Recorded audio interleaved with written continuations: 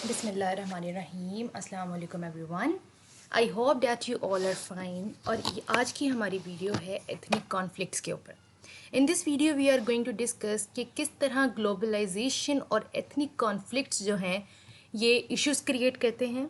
एक कंट्री में, एक कम्युनिटी में हमें किस किस तरह के एथनिक कॉन्फ्लिक्ट्स देखने को मिलते हैं।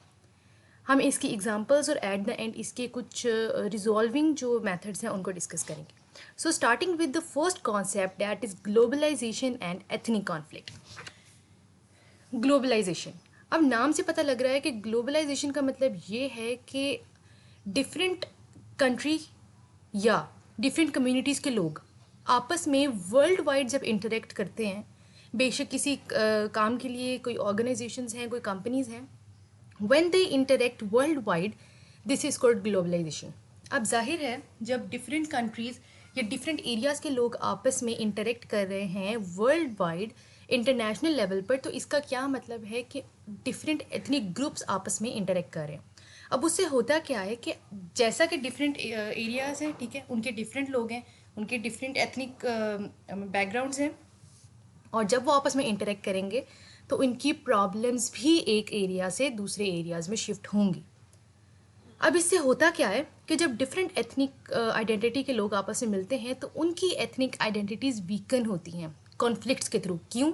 क्योंकि जब वो different ideas, different behaviour, different materials या डिफरेंट किसी भी ट्रेडिशंस वगैरह पे जब वो एक्सपोज होती हैं आइडेंटिटीज़ उनकी, तो उसमें कॉन्फ्लिक्ट्स जनरेट होते हैं। क्योंकि हर किसी की आइडेंटिटीज़ या एथनिक बैकग्राउंड्स या उनके ट्रेडिशन सेम नहीं होते। अब एक जो एडवांटेज है इकोनॉमिक ग्लोबलाइजेशन का वो ये है कि एजुकेशन एडवांटेज हमें मिल जाता है एक ग्रुप का दूसरे ग्रुप के ऊपर, ठीक है। लेकिन अब एक जो फैक्टर है कोल्ड वार का, यानी कि जब दो सुपर पावर्स में कोल्ड वार थी, तो जब उससे पहले तो एथनिक कॉन्फ्लिक्ट्स को इतना फोकस में नहीं रखा जाता था, ठीक है। बट जब कोल्ड वार एंड हुई तो उसके बाद इस मसले की तरफ ध्यान और बढ़ गया। ज़्यादातर ईस्ट वेस्ट जो राइवलरीज थी वहाँ पर कॉन्फ्लिक्ट्स जो थे वो ज़्यादा हुए, ठीक है, बहुत ज़्यादा वो कॉन्फ्लिक्ट्स बनने लगे, लेकिन सुपर पावर्स ने उन पर चेक एंड बैलेंस रखा। नेक्स्ट पॉइंट हमारे पास है extremely difficult to contain to one country, यानी कि हम एक कंट्री में बाउंड्रीज़ में महदूद नहीं कर सकते इस एथनिक कॉन्फ्लिक्ट को, ठीक है, क्योंकि हर कंट्री की ट्रेडिशंस हैं, उसके जो रिचुअल्स हैं, उसकी रिलीजन, लैंग्वेज डिफरेंट है। अगर आप एक ही कंट्री में देखें तो ज़रूरी नहीं है कि उस कंट्री में एक ही लैंग्वेज, एक ही रिलीजन या एक ही तरह के लोग पाए जाते हों। एक कंट्री के अंदर भी हमें डिफरेंट वेराइटीज़, डाइवर्सिटीज़ मिलती हैं। तो अगर एक कंट्री के अंदर कोई एथनिक कॉन्फ्लिक्ट डेवलप होता है तो उस कंट्री की एथनिक ग्रुप के जो लोग होंगे, जो कि डिफरेंट कम्युनिटीज़ होंगी, जो कि उस कंट्री से बाहर होंगी, वहाँ पर भी एथनिक कॉन्फ्लिक्ट होंगे। सिंपली एथनिक कॉन्फ्लिक्ट हमारे पास ये है कि दो डिफरेंट एथनिक आइडेंटिटीज़ रखने वाले ग्रुप जब आपस में इंटरेक्ट करते हैं तो उनके जो इश्यूज जनरेट होते हैं हम उनको एथनिक कॉन्फ्लिक्ट कहते हैं। लेकिन ऐसा नहीं है कि एथनिक डाइवर्सिटी, यानी कि जो एथनिक ज़्यादा ग्रुप्स हैं, ज़्यादा वैरायटी में हैं, उससे ऐसा नहीं होता कि वायलेंस क्रिएट हो जाए या कन्फ्लिक्ट क्रिएट हो जाए। एथनिक डाइवर्सिटी से कभी भी वायलेंस जनरेट नहीं होती। प्रॉब्लम तब आती है जब दो ग्रुप्स, यानी कि एक ही कम्युनिटी, एक ही जगह पर रहने वाले जो एथनिक ग्रुप्स हैं, वो आपस में एक दूसरे को एडजस्ट ना होने दें या एक दूसरे के साथ कॉम्प्रोमाइज़ ना करें। जब वो एक दूसरे को एक्सेप्ट नहीं करेंगे तो एथनिक कॉन्फ्लिक्ट जनरेट होते हैं। एथनिसिटी एंड एथनिक आइडेंटिटी, ये चीज़ मैंने अपनी एक वीडियो में एक्सप्लेन की है कि what is ethnicity, what is ethnic identity. Basically her group का एक अपना तरीका होता है, जैसे कि उसका अपना रिलीजन है, उसके अपने बिलीव्स हैं, यानी कि एक ख़ास ग्रुप जो कि एक बिलीव्स को शेयर करता है उसको हम एथनिक ग्रुप कहते हैं, जिनके बिलीव्स, रिलीजन, लैंग्वेज, ये सब चीज़ें सेम होती हैं। और एथनिक आइडेंटिटी भी एथनिसिटी से ही बनती है। आपका क्या बैकग्राउंड है, क्या ओरिजिन है, ये सारी चीज़ें उसमें आती हैं। तीन टर्म्स हमारे पास यूज़ होती हैं, एक एथनिसिटी, एक ट्राइबलिज्म और एक नेशनलिज्म। ट्राइबलिज्म अब ज़्यादातर यूज़ नहीं होता क्योंकि ये टर्म आउटडेटेड है, लेकिन ज़्यादा जो एथनिक ग्रुप के लिए टर्म यूज़ की जाती है वो एथनिसिटी यूज़ की जाती है। आइडेंटिटी अब क्या है? आइडेंटिटी आपका खुद को लेकर एक कंसेप्शन है कि what you perceive about yourself. आपके सोशल एट्रीब्यूट्स क्या हैं, आप एक स्पेसिफिक सोसाइटी में रहते हुए उसके कल्चरल, इकोनॉमिक, सोशल नॉर्म्स को किस तरह से देखते हैं, पॉलिटिकल फैक्टर्स को किस तरह से देखते हैं, ये सारी चीज़ें कहाँ पर हम यूज़ करते हैं? आइडेंटिटी में।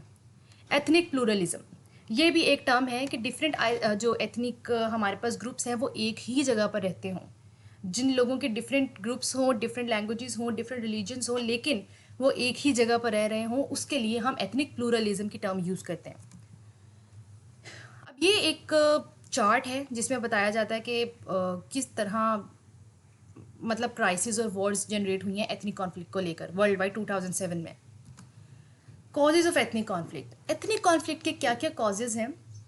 एक तो सिंपल कॉज ये है ना कि जब दो ग्रुप्स के आपस में मतलब बन ना रही हो, उनकी सिमिलैरिटी ज़्यादा ना हो, ज़्यादा डिफरेंसेस हों, तो सीधी सी बात है कि कॉन्फ्लिक्ट्स तो जनरेट होने ही होने हैं, क्योंकि उनके अंदर एक जो टेम्परामेंट है बर्दाश्त करने का वो कम होता है। एंशियंट हेट्रेड्स, एंशियंट हेट्रेड्स का मतलब ये होता है कि आप कोई पुरानी दुश्मनी या कोई पुराना किसी भी किस्म का रेशियल या एथनिक बैकग्राउंड को आप लेकर आपस में लड़ाई झगड़ा स्टार्ट रखें। जैसे कि अगर मैं आपको एक एग्जांपल दूं कि अभी भी स्टिल कितना टाइम हो गया हम लोगों को इंडिया से अलग हुए, लेकिन अभी भी जब भी पाकिस्तान अपने एनिमीज़ को काउंट करता है या ख़ुद को कंपेयर करता है किसी और मुल्क के साथ, तो वो सबसे पहले इंडिया को करता है। क्यों? क्योंकि ये एक पुरानी एक काइंड ऑफ दुश्मनी चलती आ रही है जो कि है नहीं, लेकिन ये एक एंशियंट हेट्रेड की एग्जांपल है। सिमिलरली अगर आप नाइजीरियंस की बात करें, जो ब्लैक पीपल हैं, अफ्रीकन पीपल हैं, वही उनकी एक चलती आती है चपकलिश उन लोगों के साथ जो कि वाइट है, अमेरिकन के साथ, ठीक है। ये एक रेशियल उनकी एक स्टार्ट हुई हुई है कि ब्लैक्स एंड वाइट। तो ये कुछ चीज़ें हैं जो कि एथनिक कॉन्फ्लिक्ट्स का बाइस बनती हैं। रेयरली अबाउट जस्ट एथनिसिटी, ज़रूरी नहीं है कि सिर्फ एथनिसिटी को ही लेके, वैसे ये एक कॉन्सेप्ट है लेकिन बहुत रेयर है। पॉलिटिकल अंडरटोन्स, स्टीरियोटाइप्स, अस व देम। अब ये बहुत इंपॉर्टेंट पॉइंट है कि आप कहते हैं कि अस, ओनली वी, यानी कि हम ठीक हैं, हमारे जो पॉइंट्स हैं दे आर ओके, हम लोगों के जो एथनिक मॉरल्स हैं वो ठीक है, हमारी हर चीज़ ठीक है। लेकिन जब हम देम पे आते हैं, हम उनकी बात करते हैं जो कि हमारे मुखालिफ हैं, तो हम समझते हैं कि उनकी हर चीज़ गलत है। जब हम खुद को ठीक और दूसरों को गलत कहेंगे, अपनी हर चीज़ को मनवाना चाहेंगे और किसी की बात नहीं मानेंगे, तो कन्फ्लिक्ट्स डेवलप होते हैं। Competition for resources, competition for resources, जाहिर सी बात है, मैंने अपनी मल्टी कल्चरल वाली वीडियो में ये चीज़ डिफाइन की थी कि जब दो ग्रुप्स आपस में रह रहे होते हैं और एक ग्रुप जो कि मेजॉरिटी में होता है वो रिसोर्सेज पर ज़्यादा लाइक एक टाइप ऑफ कब्जा वो करके रखता है, इससे एक कंपटीशन जनरेट होता है जिससे माइनॉरिटी ग्रुप जो है वो डेंजर में आ जाती है और एक कंपटीशन जनरेट होता है जिससे कन्फ्लिक्ट्स पैदा होते हैं। मॉडर्नाइजेशन, अब कुछ सोसाइटीज़ या कुछ ग्रुप्स ऐसे हैं जो कि खुद को मॉडर्न समझते हैं और दूसरों को इन्फीरियर समझते हैं, तो ये सुपीरियॉरिटी और इन्फीरियॉरिटी के दरमियान का जो गैप होता है ना, इससे कन्फ्लिक्ट्स जनरेट होते हैं। Weak political institutions and democratisation, अब ये चीज़ें ऐसी हैं लाइक गवर्नमेंट इज थिंग जो एक सोसाइटी को, एक कंट्री को आपस में जोड़े रखती है, ठीक है। अगर एक कंट्री की पॉलिटिकल इंस्टीट्यूशन सही नहीं है, उसकी गवर्नमेंट स्ट्रांग नहीं है, इसका साफ सा मतलब ये है कि उस पूरी कंट्री में कोई रूल एंड रेगुलेशन नहीं है, उसके कन्फ्लिक्ट्स जनरेट होने ही होने हैं। तो अगर किसी कंट्री के या किसी एरिया के पॉलिटिकल इंस्टीट्यूशंस वीक हैं, इसका ये मतलब है कि उसके अंदर एथनिक कॉन्फ्लिक्ट ज़्यादा है। प्रोलिफरेशन ऑफ ऑटोमेटिक वेपन्स, इसका मतलब ये है कि आसानी ना दी जाए लोगों को कि वो वेपन्स पे लाइक उनका यानी कि उनका उनको क्या कह सकते हैं, वर्ड मेरे जहन से निकल गया, फ्राहमी ना दी जाए ऑटोमेटिक वेपन्स की, कि उनको उनके पास बहुत ज़्यादा वेपन्स ना हो, क्योंकि अगर दो लोगों की आपस में एथनिसिटी को लेकर कोई बहस हो या कोई लड़ाई हो तो क्या होगा, मर्डर्स होंगे डिफरेंट किस्म की। वो मतलब अगर एक इंसान ने दूसरे इंसान को कत्ल किया और वो दो अलग अलग कम्युनिटीज़ से हैं, तो कम्युनिटीज़ के दरमियान लड़ाई स्टार्ट, और ये ऐसी लड़ाइयाँ होती हैं जो बहुत देर देर तक चलती हैं, ठीक है। तो ये एक मतलब ये कुछ कॉजेज़ हैं एथनिक कॉन्फ्लिक्ट के। नेक्स्ट हमारे पास है कॉस्ट ऑफ एथनिक कॉन्फ्लिक्ट। अब क्या क्या इसके इतने ज़्यादा हमें जो नताइज हैं वो देखने को मिलते हैं। पुअर गेट्स पुअरर, क्योंकि मैंने जैसे बताया कि रिसोर्सेज के लिए कंपटीशन होता है, तो जिन लोगों के पास नहीं होता वो और गरीब तर होते जाते हैं। Thousands of millions of death, कि अगर उनको वेपन्स पे फ्राहमी उनको मिल जाए, ठीक है, वो आसानी से उसको ले सकें, तो क्या होगा, डेथ्स होंगी, मर्डर्स होते हैं। Land mines, 1 death every 22 minutes. अब आप देखें इसके कितनी ज़्यादा जो है वो हम लोगों को भारी कीमत चुकानी पड़ती है। Economic cost can not democratise, जाहिर है पॉलिटिकल इंस्टीट्यूशन जो हैं वो वीक होंगे। Refugees and spillover effect, environmental destruction and worsen drug problems. इसके अलावा भी बहुत से इश्यूज़ हैं जो कि हमें एथनिक कॉन्फ्लिक्ट के बाद देखने को मिलते हैं।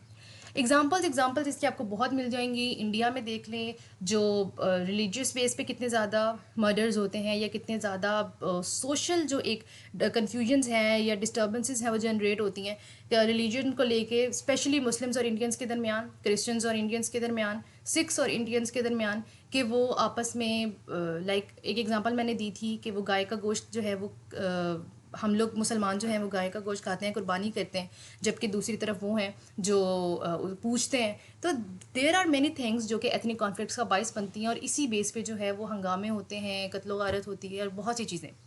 इसी तरह चाइना में बहुत से इश्यूज़ हैं, ठीक है, नाइजीरिया में बहुत से इश्यूज़ हैं, बहुत सी चीज़ें हैं, बहुत से एरियाज़ हैं, स्पेशली अफ्रीका में एथनिक कॉन्फ्लिक्ट्स बहुत ज़्यादा हैं। तो ये कुछ एग्जांपल्स हैं एथनिक कॉन्फ्लिक्ट्स की। रिजॉल्विंग एथनिक कॉन्फ्लिक्ट्स, अब किस तरह से आप एथनिक कॉन्फ्लिक्ट्स को रिजॉल्व कर सकते हैं? सबसे पहली बात टॉलरेंट होना, यानी कि अगर आपके सामने एक एथनिक ग्रुप है, आपको टाइम है अभी उस चीज़ को समझने में, आप नहीं समझ रहे, टेक टाइम, उस चीज़ को समझें कि उनके क्या बिलीव्स हैं, क्या मॉरल्स हैं, उनके क्या कल्चरल नॉर्म्स हैं, ठीक है। आपस में जब आप जो दो एथनिक ग्रुप्स हैं वो आपस में कोलैबोरेट करेंगे, किसी किस्म की लड़ाई झगड़ा या इंटॉलरेंस नहीं दिखाएंगे, तो एथनिक कॉन्फ्लिक्ट्स पैदा होने का सवाल ही नहीं बनता। More groups have need met as country develops economically. काफ़ी ग्रुप्स आपस में मतलब कोलैबोरेशन कर लेते हैं अगर इकोनॉमिकली कंट्री स्ट्रांग हो, फाइनेंशियली स्ट्रांग हो, ठीक है। Democratic societies offer groups a chance to form coalitions. अब ये टर्म कोएलिशंस की जो है, बेसिकली ये एक ऐसी टर्म है कि ये एक पॉलिटिकल टर्म है, यानी कि डिफरेंट ग्रुप्स जो कि डिफरेंट बिलीव्स रखते हैं, उनके डिफरेंट ट्रेडिशंस, हर चीज़ उनकी डिफरेंट है, यानी कि डिफरेंट एथनिक ग्रुप्स, ये लोग मिलकर काम करते हैं, मिलकर कोलैबोरेट करते हैं, आपस में काम करेंगे एक ही गोल को अचीव करने के लिए, ठीक है। ये एक अच्छा मेथड है एथनिक कॉन्फ्लिक्ट्स को रिजॉल्व करने के लिए, कि आपका गोल सेम है लेकिन डिफरेंट ग्रुप्स मिलकर उस पर काम कर रहे हैं। Disparities brought about by economic growth में फ्यूल एथनिक कॉन्फ्लिक्ट्स, ठीक है। रीड्रो बॉर्डर्स, अगर की कोई इशू है किसी लैंड एरिया का, तो आप बॉर्डर्स रीड्रो करें। पावर शेयरिंग अरेंजमेंट्स, ऐसा ना हो कि एक मेजॉरिटी ग्रुप है वही रूल कर रहा है और माइनॉरिटी ग्रुप जो है वो कॉन्फ्लिक्ट्स का बायस बन रहा है, तो आप अपनी पावर को शेयर करें, यानी कि डेमोक्रेटाइजेशन से करें या what ever you want, but resolve the issue. And federalism, federalism अब क्या होती है? फेडरलिज्म इज़ अ टर्म, ये भी एक पॉलिटिकल टर्म है, कि जहाँ पर एक सेंटर होता है फेडरल गवर्नमेंट का, और उसके साथ प्रोविंशियल गवर्नमेंट्स या जो उनकी ट्रिब्यूटरीज होती हैं, जो भी होती हैं, वो मिलके काम करते हैं एक यूनिट के तौर पर। तो अगर ये इशू बनेगा तो फिर मेजॉरिटी और माइनॉरिटी या किसी किस्म का एथनिक कॉन्फ्लिक्ट सामने नहीं आएगा। So this was all about the ethnic conflicts, the cost of ethnic conflicts और कॉजेज, और जितनी भी चीज़ें एथनिक और एथनिक आइडेंटिटी से रिलेटेड थी, I have explained in this video.